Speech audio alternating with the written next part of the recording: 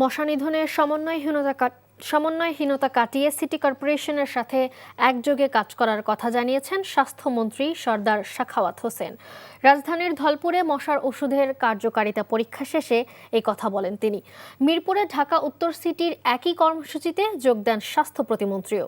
শীঘ্রই কিউলেক্স মশা থেকে নগরবাসীকে মুক্তি দেওয়ার প্রতিশ্রুতি দিয়েছেন ঢাকার নবনিযুক্ত প্রশাসকরা। নাজিবুর রহমানের রিপোর্ট।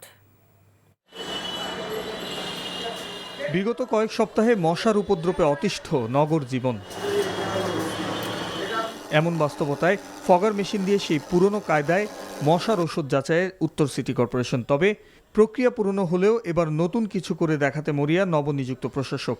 স্বাস্থ্য প্রতিমন্ত্রীও বললেন, এবার আর সমন্বয়ের অভাব থাকছে না মশা নিধনে। আমরা আজকে পুরো টিমকে নিয়ে এই কাজগুলো শুরু করছি। আমরা এই কাজগুলোর পরে আবার বসে আমরা বিস্তারিত কর্মপরিকল্পনা নিয়ে একসাথে স্বাস্থ্য মন্ত্রণালয় এবং সিটি কর্পোরেশন কাজগুলো করবে। নগরবাসী কিউলেক্স মশা থেকে কত দ্রুত নিস্তার পাবে যদি বলেন? একটু আগে তো আমাদের স্বাস্থ্য প্রতিমন্ত্রী এই ব্যাপারে কথা বলেছে। আমরা একসাথে ঐক্যবদ্ধভাবেই সবকিছু করার চেষ্টা করছি। জনগণের কাছে ওষুধের বিষয়টা নিয়ে বড় ধরনের একটা প্রশ্ন আছে, যেখানে ওষুধটা ভালো নয় কিংবা ওষুধের সাথে কোনো অন্য কিছু মিশিয়ে সেখানে ব্যবহার করা হয়, যেই কারণে মশা ঠিকভাবে নিয়ন্ত্রণে থাকে না। তো ওনারা যেইভাবে কথাটা বলেছেন আমাদেরকে, বিষয়টা ওরকম নয়।